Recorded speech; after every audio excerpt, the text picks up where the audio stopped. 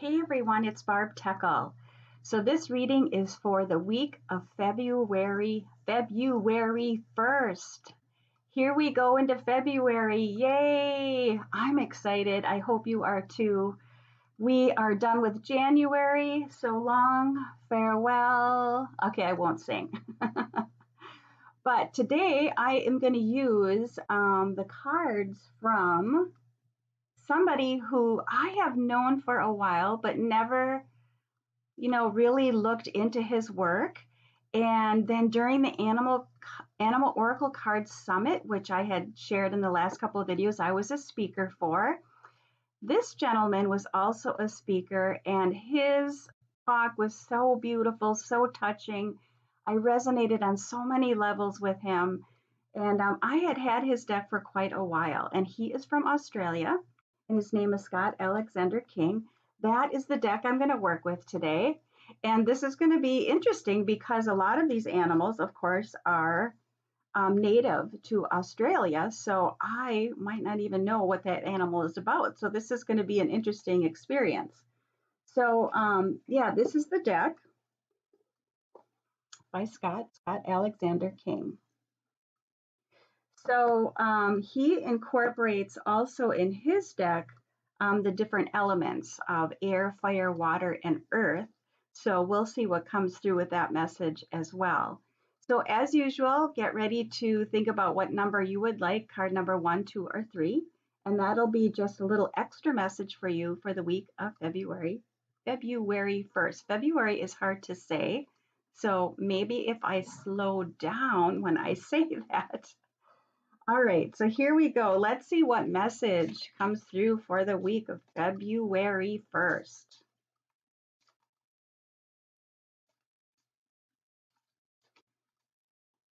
Trying to see how many cards are. You know what I love about this deck and hearing his talk? I think there's 45 cards in his deck. I'm not seeing where it says that.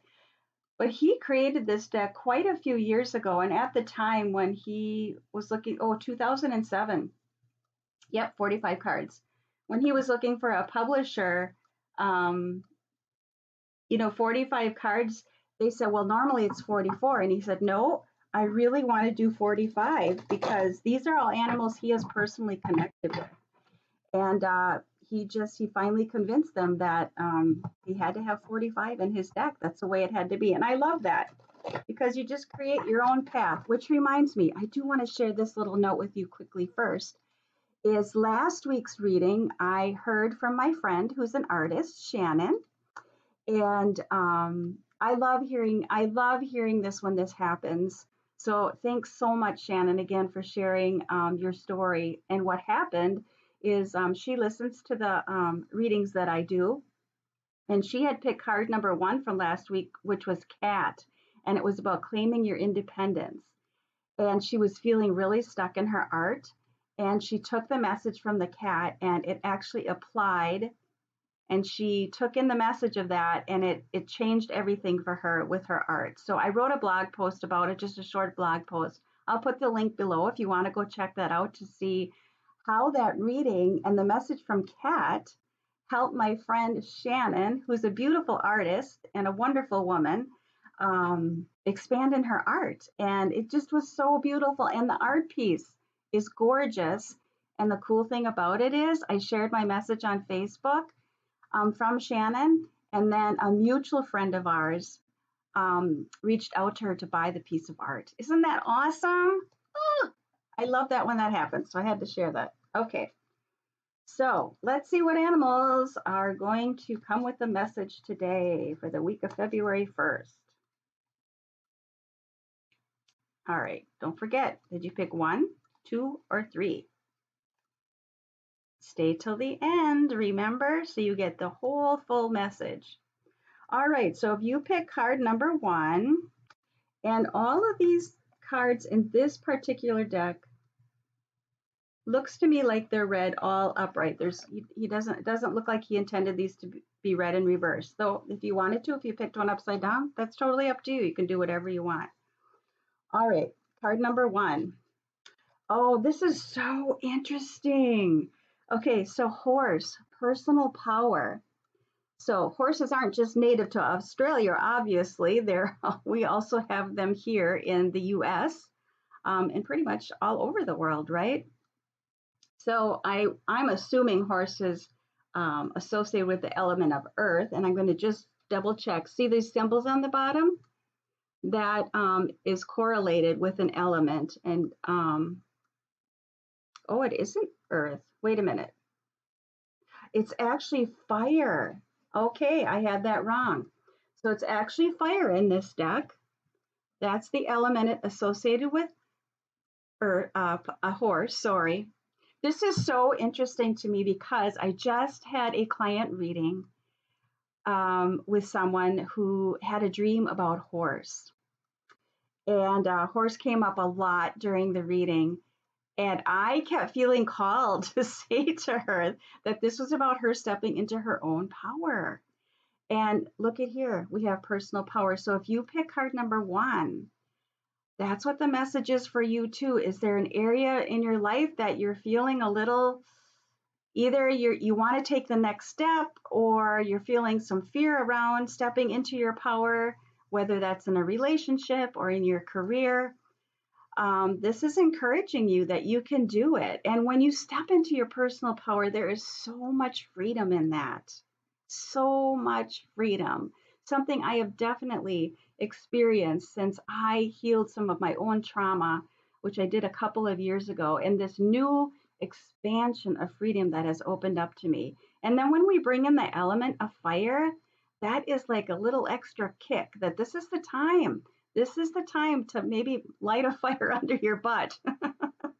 And it's time. It's time to step in to that power that is within you, and know that horse is going to be galloping right beside you, helping you along the way. And it definitely reminds me of my own personal story that I share in my memoir, I'm Fine Just the Way I Am, and a chapter in the book about horse, and a horse named Ollie, who did exactly that and helped me, empowered me to own my own power. And it was just the most amazing moment when I felt that in my body, standing beside this 1,200-pound horse and having, fear of being beside this big animal. And then just with my energy alone, I was able to communicate with that horse to get Ollie moving as we trotted in a circle within the pen. It was so amazing when that happened. So if you pick 1, this is your moment to start stepping into your personal power. Ooh, what an exciting card to start with for the week for February. All right. Let's see what card is if you pick card number 2. Such a beautiful horse, too.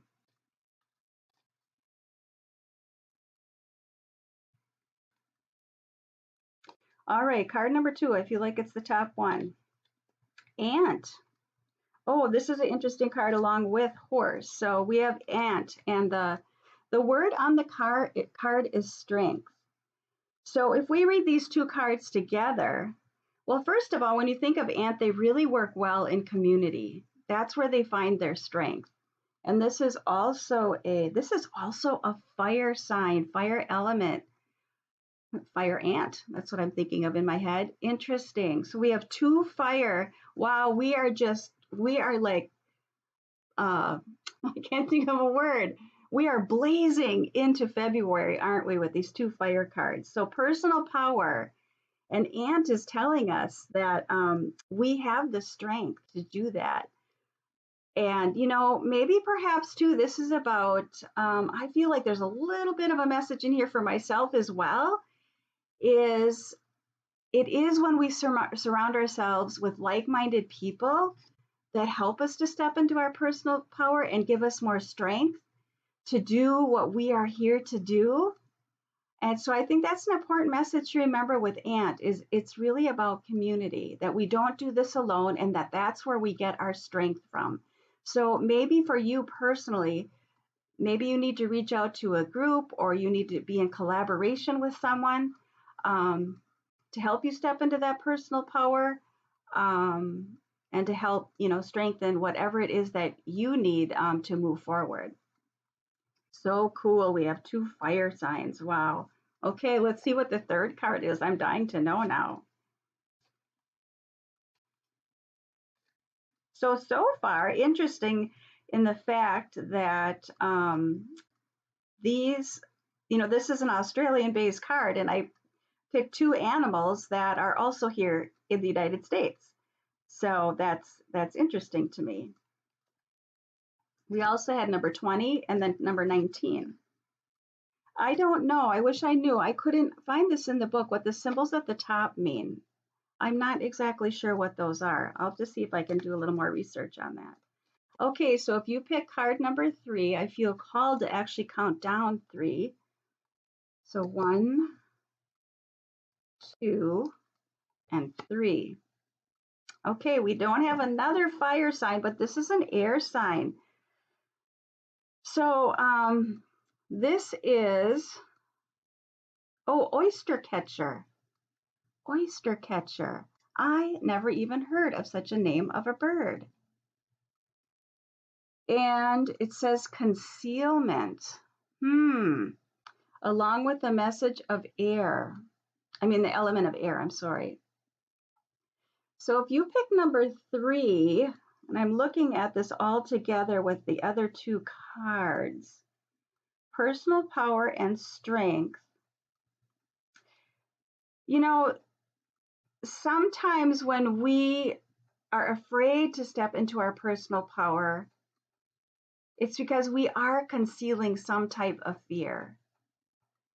And the fact that it's with the element of air, which is very intellectual, very logical, you might be in this place of trying to think your way through this, thinking too hard about, instead of just taking the step and doing it. Sometimes you just got to leap off the edge, right? And step into your personal power. So, maybe your thoughts, because, your thoughts become reality. And that can hold you back from taking a step. So that's what I'm getting from with the word concealment and oyster catcher. But I want to look this up in the book because I'm not familiar with oyster catcher. And let's see what message is here if you pick number 3. So oyster catcher is a symbol of supreme mystery according to Christian tradition. The pearl is a metaphor for truth and wisdom. A beautiful seabird with a powerful bill used for prying open oysters, the oyster catcher has plumage stained with a mark that strongly resembles the sign of the crucifix.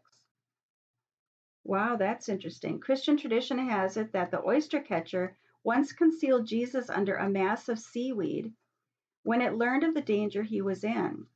Out of gratitude for its selfless act of concealment, the oyster catcher was marked thereafter with the sign of the cross to venerate its dreaming. Now I am looking at this and I am not seeing the cross.